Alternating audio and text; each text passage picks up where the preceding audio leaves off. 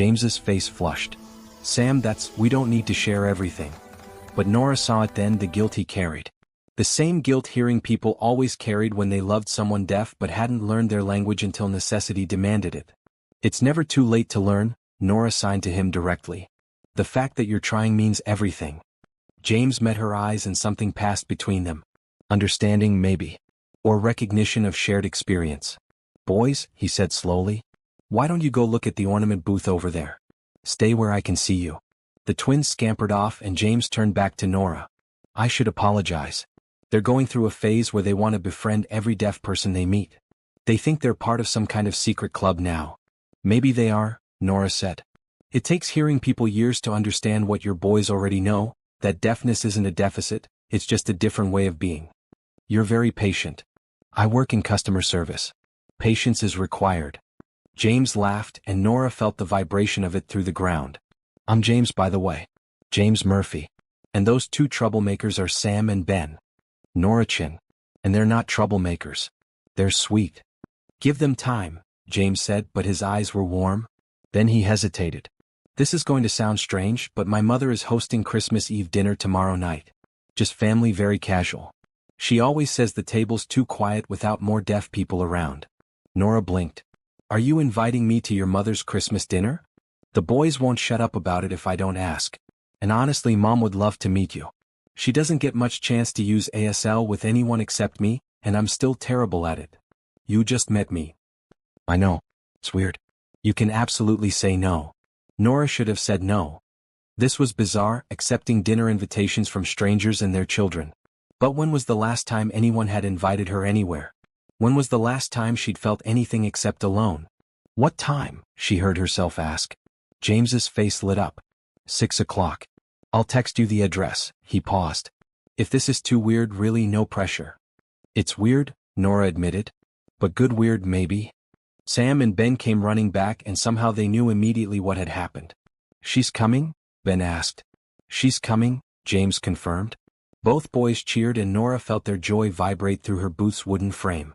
She watched James herd them away, the three of them stopping every few feet as the twins insisted on looking at one more thing. As the market crowd swallowed them, Nora touched her hearing aids again. For once, the noise didn't feel overwhelming. It felt like possibility. She didn't know yet that tomorrow would change everything. She didn't know Rose's house would feel more like home than anywhere she'd lived. She didn't know that James carried his own loneliness like a second skin. But she felt it, the beginning of something. And for the first time in years, Christmas didn't feel like something to survive. It felt like something to anticipate. The snowflakes fell gently on Riverside Christmas Market as Nora Chen adjusted her hearing aids for the third time that hour. The tiny devices picked up everything from children's laughter to the carousel music to the endless holiday chatter, all blending into an overwhelming soup of sound that her brain struggled to process. Sometimes she wished she could just turn them off completely and exist in her natural silence. She stood behind her booth, Winter's Warmth Bakery, arranging gingerbread houses with practiced precision. Each one was a tiny architectural marvel, windows made of sugar glass, icicles of royal icing dripping from gumdrop roofs. Baking had always been her language, the one thing she could communicate perfectly without words. Measurements didn't require hearing. Dough didn't care if you missed social cues. Excuse me, how much for the big one? A woman pointed without making eye contact, already pulling out her wallet before Nora could respond. This happened constantly. People treated her booth like a vending machine, pointing and paying, never quite looking at her face. 25, Nora said, focusing on enunciating clearly. Her speech was good, years of therapy had ensured that, but she still heard, or rather felt, the slight difference in her voice. The flatness that marked her as other. The woman paid and left without another word. Nora wrapped the gingerbread house in tissue paper, added a ribbon, and watched her customer disappear into the crowd. Another transaction, another person who would never know her name. Her phone buzzed. Another dating app notification. She'd given up checking them. 3 months of swiping had resulted in 2 actual dates. The first guy had asked if she could read lips, then spent the entire dinner speaking in exaggerated slow motion like she was 5 years old. The second had been nice enough until he'd gotten drunk and started asking invasive questions about her sex life, as if deafness somehow made her exotic. She was about to close the app entirely when movement caught her eye. 2 identical boys, maybe 7 years old, pressed their faces against her display case. Both had dark curly hair, gap-toothed grins, and wore matching red scarves that someone had clearly wrapped with love. One pointed at a gingerbread house shaped like a castle. The other nodded enthusiastically. Then they looked at each other and began moving their hands in simple, clumsy signs. Nora's heart stuttered. They were signing. That one, the boy on the left said aloud, pointing. For Grandma Rose. Nora smiled and pulled out the castle. Good choice. Does your grandma like gingerbread? Both boys' eyes widened. The one on the right tapped his brother's shoulder and signed something quickly. Nora caught most of it. They'd noticed her hearing aids. You sign? The left one asked, speaking and signing simultaneously now.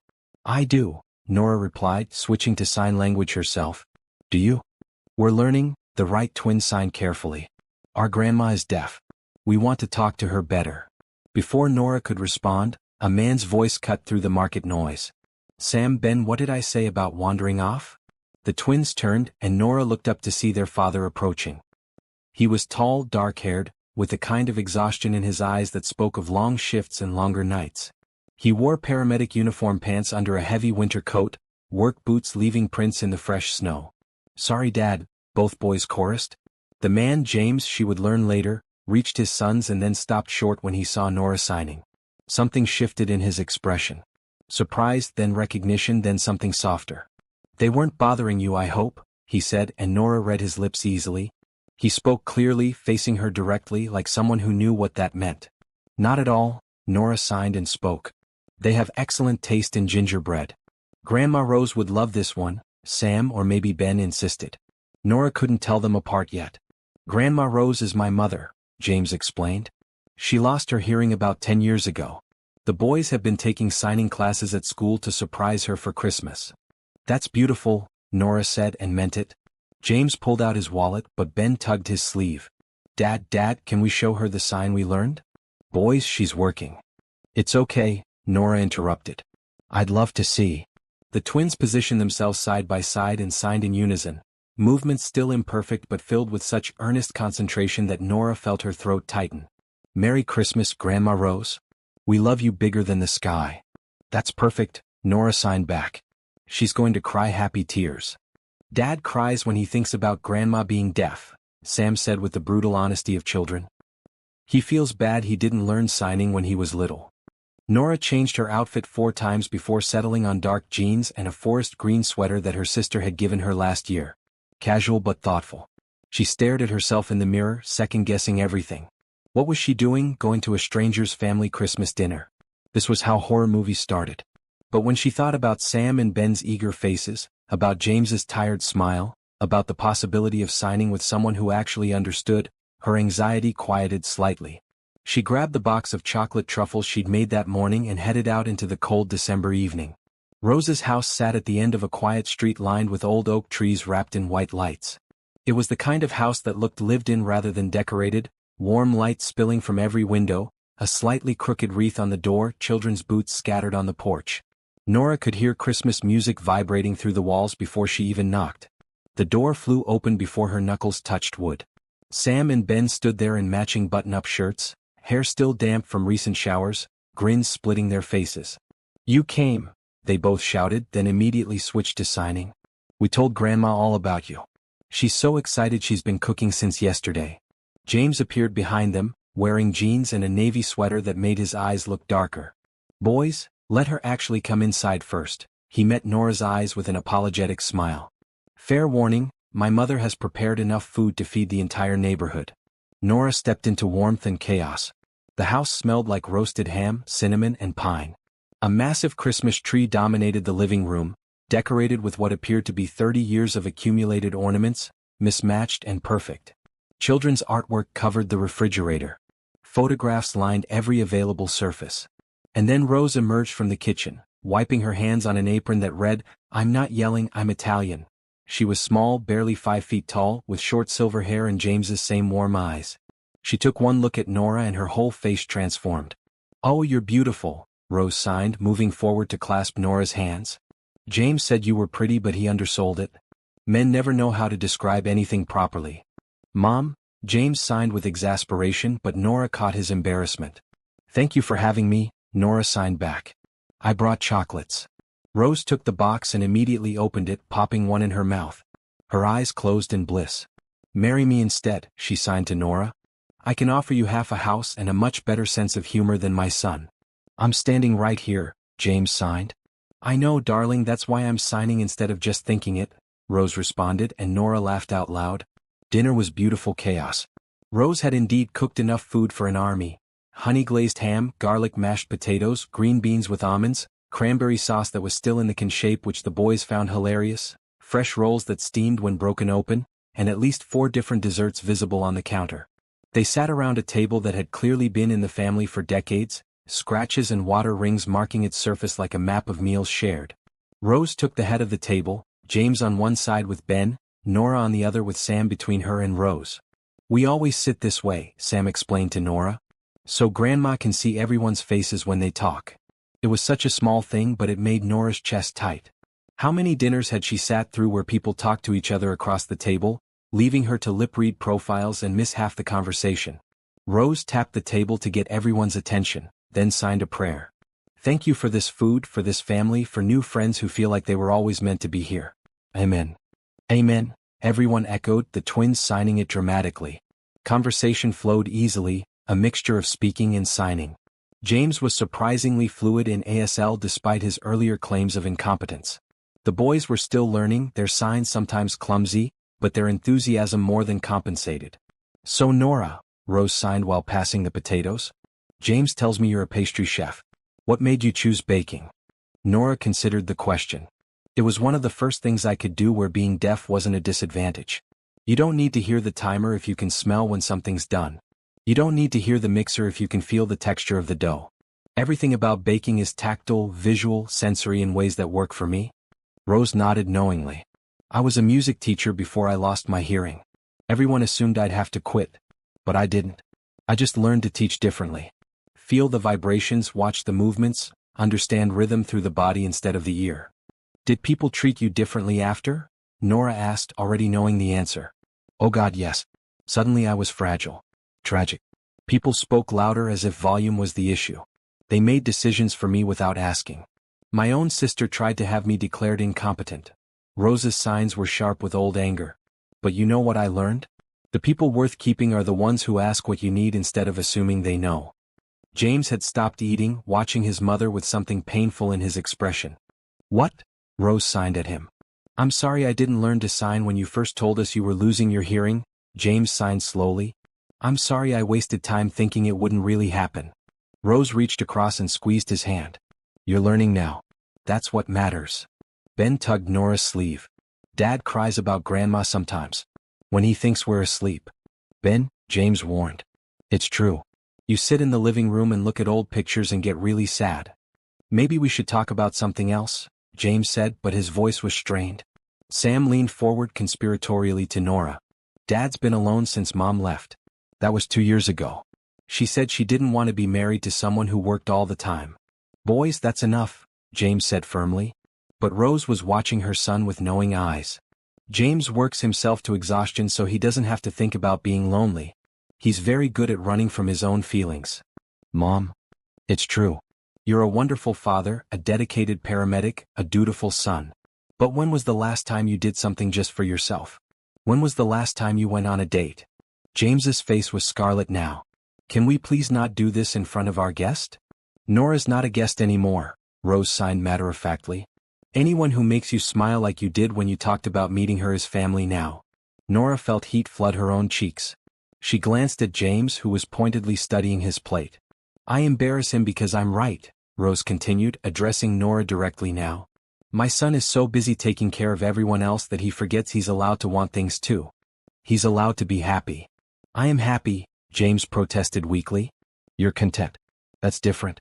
Happy is what you looked like when you came home yesterday and told me about the pretty baker at the Christmas market who signed with the boys." The twins giggled. Nora wanted to dissolve into her chair, but Rose wasn't done. "I spent 3 years after losing my hearing thinking no one would ever want me again. That I was broken, undesirable, too much work. You know what changed?" Rose looked at Nora. "I met Frank at a deaf community event. He'd been deaf since birth. And he looked at me like I was the most normal thing in the world. Not despite my deafness, not even because of it. Just me.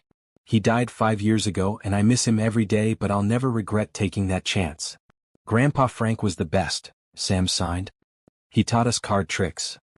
He taught you how to cheat at cards, Rose corrected, but her eyes were soft with memory. Dinner continued, but something had shifted. Nora kept catching James watching her when he thought she wasn't looking. The twins maintained a running commentary about everything, translating when people forgot to sign, including Nora naturally in every conversation. After dinner they moved to the living room. Rose produced a massive puzzle of the aurora borealis. Christmas tradition, she explained. We work on it all night. They spread across the floor, sorting pieces by color. The twins flopped on either side of Nora, showing her their system for finding edge pieces. James sat across from her, close enough that their hands occasionally brushed when reaching for the same piece. Your mom is amazing, Nora signed to him during a moment when Rose was in the kitchen and the boys were arguing over a corner piece. She's a force of nature, James agreed. And apparently determined to embarrass me to death. She loves you. I know. That's why the embarrassment is so effective. Were you really talking about me when you got home yesterday? Nora asked before she could stop herself. James's hands stilled. Yes. I told her I'd met someone who made me remember what it felt like to connect with another person. Someone who looked at my sons like they mattered, not like they were inconveniences. Someone who made me wish I was better at signing, better at communicating, better at everything really. Nora's heart was thundering. That's a lot to put on someone after one conversation. I know. I'm not saying I don't expect, I just wanted you to know that coming here tonight, it means something. To all of us. Before Nora could respond, Ben crashed back over. I found 3 edge pieces. I'm winning. It's not a competition, buddy, James said, ruffling his hair. Everything's a competition, Sam countered, dumping a handful of blue pieces in front of Nora. Here's sky pieces. You look like someone who's good at skies. Nora worked on the puzzle, surrounded by this family who'd somehow adopted her in 24 hours. Rose returned with hot chocolate, real chocolate melted with milk and topped with fresh whipped cream. The twins got it everywhere. James tried to moderate their sugar intake and failed. Nora felt herself relaxing into the warmth of it all, the easy affection, the casual touches, the way everyone's conversation included her automatically. Around 10 the twins started yawning. Rose stood, joints cracking. Bedtime for you too. Say goodnight to Nora. Both boys threw themselves at her, sticky hugs that smelled like chocolate and happiness. You'll come back, right? Ben asked. We can teach you our Christmas play, Sam added. We're doing it tomorrow at Grandma's church. There's signing in it. I'd love to see it, Nora found herself saying. After Rose herded the protesting twins upstairs, James and Nora were alone in the living room with half-finished puzzle between them. Christmas lights cast soft colors across James's face. I should go, Nora said, though she didn't move. Probably, James agreed, also not moving. Your family is wonderful. They're a lot. They're perfect, Nora paused. Thank you for inviting me. I don't remember the last time Christmas felt like this. Like what? Like home. James's expression did something complicated. Nora, I need to be honest with you. I haven't dated anyone since my ex-wife left. I'm out of practice at this. I don't even know what this is. But I know that I haven't stopped thinking about you since yesterday. And that terrifies me. Why terrifying? Because what if I mess it up? What if I'm not ready? What if you get to know me and realize I'm just a tired paramedic who can barely keep his life together? Nora reached across the puzzle and took his hand. What if you don't mess it up? What if you are ready? What if I get to know you and like what I find? That's a lot of what ifs. Life's full of them. They sat there, hands linked across aurora borealis pieces, and Nora felt the future stretching before them, uncertain but possible. She didn't know yet that tomorrow would bring challenges, that James's ex-wife would appear like a ghost at the New Year's party, that she'd have to decide how much of herself she was willing to risk. But right now, in Rose's living room with Christmas lights reflecting in James's eyes, everything felt like it might actually work. And that was enough. The week between Christmas and New Year passed in a blur of text messages and stolen hours. James worked double shifts to cover for holiday vacations, but he messaged Nora during every break. Photos of the twins in their matching pajamas. Complaints about difficult patients. Questions about her day that felt like he actually cared about the answers. Nora found herself smiling at her phone like a teenager. She who'd sworn off dating apps and blind dates and the whole exhausting performance of romance.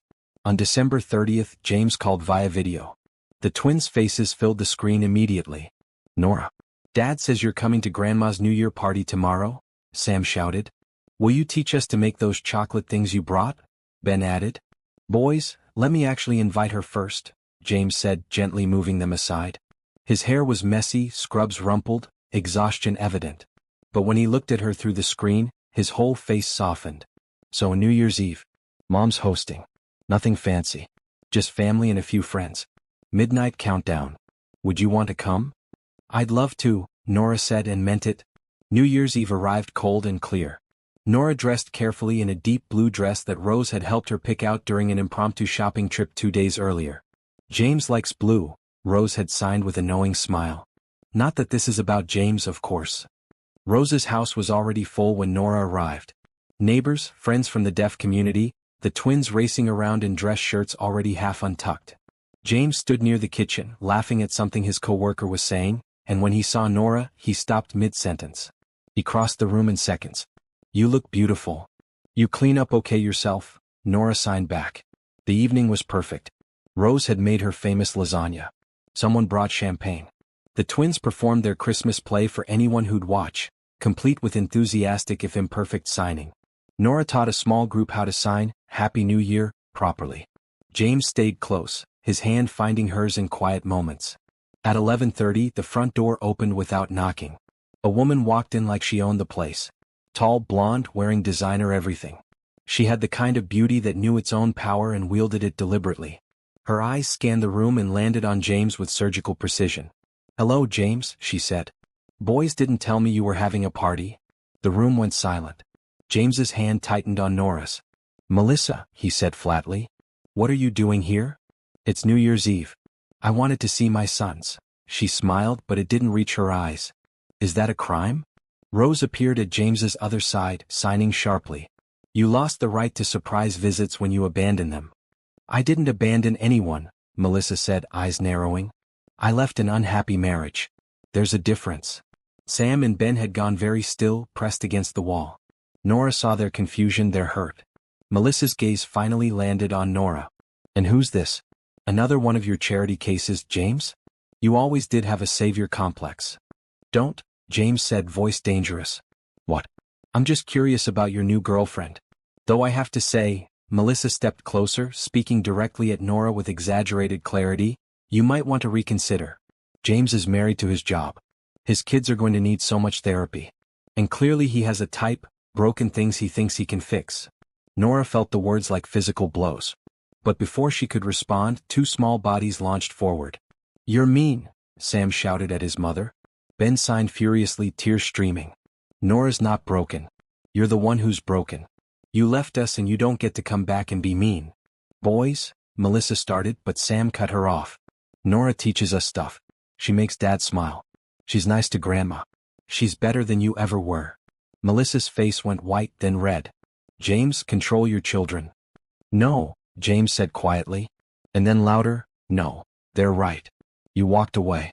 You chose to leave. And you don't get to show up and poison the one good thing that's happened to us in 2 years. One good thing? Her? Melissa gestured dismissively at Nora. Yes, her. Nora. Who's kind and patient and actually wants to be here. Who doesn't treat our sons like accessories or my mother like she's damaged. Who makes me remember what it feels like to hope for something. James turned to Nora, signing as he spoke so everyone could understand. I'm sorry. I should have warned you my ex might show up. I should have protected you from this. James, Nora started, but he continued. I'm a mess. I work too much. I'm still learning to sign properly. I have 2 kids and a complicated life. But if you'll give me a chance, a real chance, I promise I'll show up. I'll learn. I'll try to be worthy of the way you look at my sons, at my mother, at me. The room had gone completely silent. Even Melissa seemed frozen. Nora stepped forward and signed clearly. I don't need you to be worthy. I need you to be honest. I need you to let me choose this, choose you, choose them. I'm tired of people deciding what I can handle.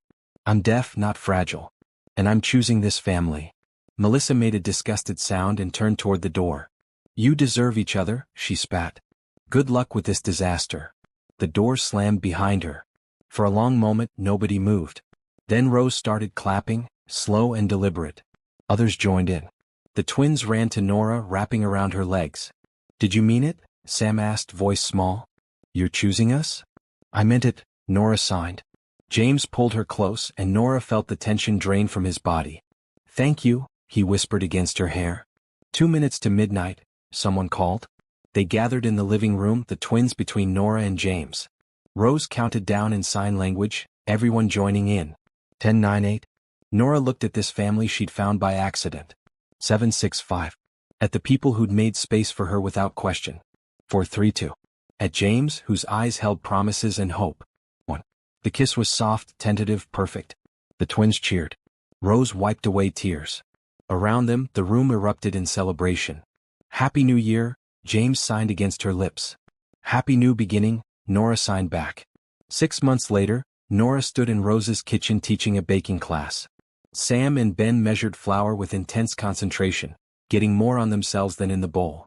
Rose documented everything with her phone. And James leaned in the doorway, watching with the expression of someone who still couldn't quite believe his luck. You're staring, Nora signed to him without turning around. I know, he signed back. I like looking at my family. And Nora, who'd spent so many years feeling like she existed on the outside of everything, finally understood what it meant to belong. The end.